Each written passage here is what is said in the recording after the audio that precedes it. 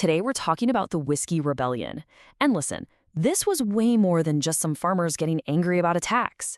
This was one of the very first, and maybe one of the most important, tests for the brand new United States. It was a showdown that was really going to define the power of the federal government. So think about this for a second. How does a brand new country, fresh out of a revolution, prove it's the real deal? How does it show everyone, including its own people, that it's more than just a cool idea on paper? That it can actually, govern? Well, for the young United States, that big moment of truth, it all came down to a tax on whiskey. Yeah, whiskey. And it sparked this huge, furious backlash from farmers out on the frontier. So let's unpack how this whole thing exploded. All right, so what kicked all this off? To really get it, you gotta follow the money. Or maybe, more accurately, the lack of it. Okay, so the Americans had won the revolution. Awesome, right? But it came at a huge cost. The new federal government was flat broke. I mean, seriously broke.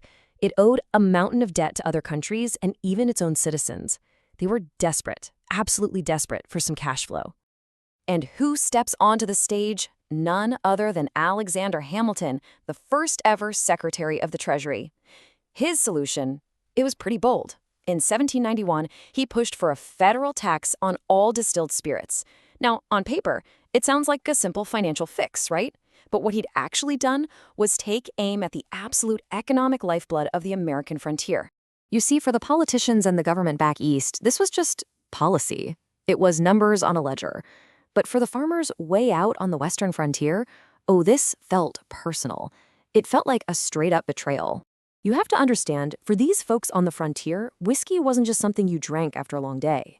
It was everything. It was their economy. Think about it. It was way easier to turn your grain into whiskey and ship that over the mountains than it was to drag heavy sacks of corn.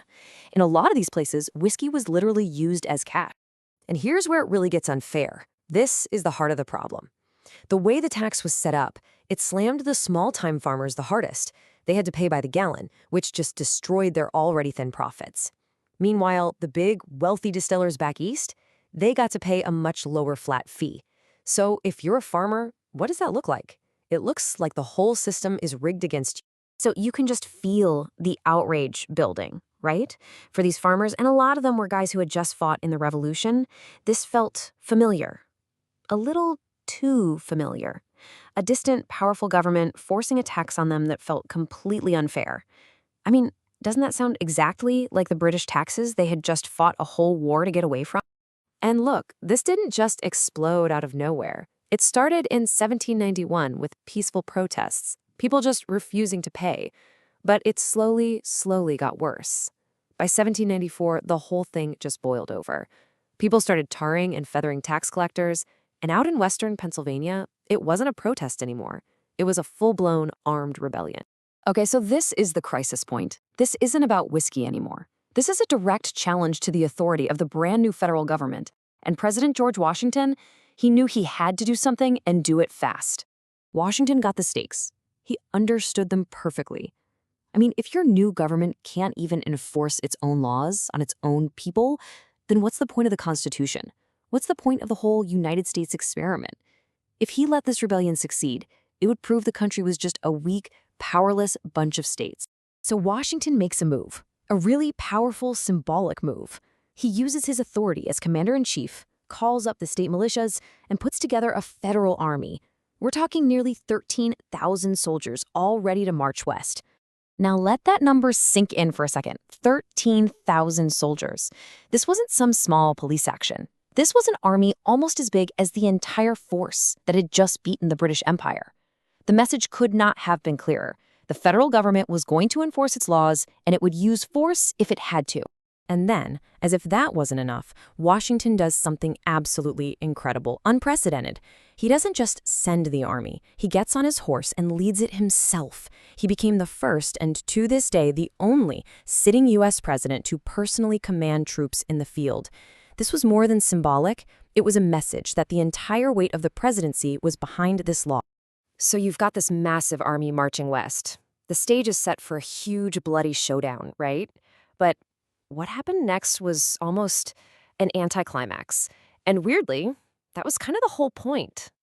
It turns out the sheer size and seriousness of Washington's response did the trick. As soon as word got out that Washington himself was leading an army towards them, the rebellion just dissolved. It melted away. There was no big final battle. Most of the rebels took one look at the situation, realized there was no way they could win, and just went home. But Washington's next move was just as important. The government had shown its strength, it flexed its muscles and proved it could enforce the law. But then Washington showed mercy. Only a couple of the leaders were arrested, and later on he pardoned every single one of them. See, the goal wasn't revenge. The goal was to establish authority. So why are we talking about some old tax dispute from the 1790s? Why does this even matter today? Because its legacy, what came out of it, is absolutely fundamental to what the United States became. The Whiskey Rebellion was a massive turning point. First, it proved the Constitution wasn't just some nice idea on paper. It was a real working blueprint for a strong government. Second, it established that federal law is the supreme law of the land for everyone, no matter where you live. And third, and this is so important, it set the precedent that if you want change in this new country, you do it through voting and laws, not by picking up a gun. Ultimately, this was the moment the United States proved it could actually govern itself. The Whiskey Rebellion was a messy, dangerous test for sure, but the young nation passed. It showed the world it was a real, unified country with a working government, not just some loose alliance of states that could fall apart at any moment. And that really leaves us with a huge question, one that's just as relevant today as it was back in 1794. This whole story forces us to grapple with that tricky balance between our personal freedoms and the authority of the government. It makes you think, where is that line between protest and rebellion? When is a law so unjust that you should resist it? And when must a government step in to enforce the rule of law for the good of everyone? It's something we're still debating today.